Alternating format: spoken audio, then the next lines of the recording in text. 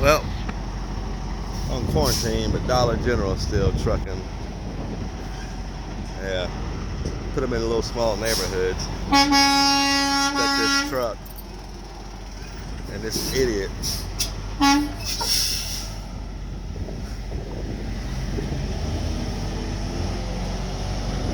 The driver, he's on point though. He's got a 53-foot trailer. Look at that. Pretty turn. Pretty turn. He didn't even hit the curb. You go, boy. Excellent driving there. Forgive the idiots in these small towns, though. Guess they're not used to big trucks on the highway.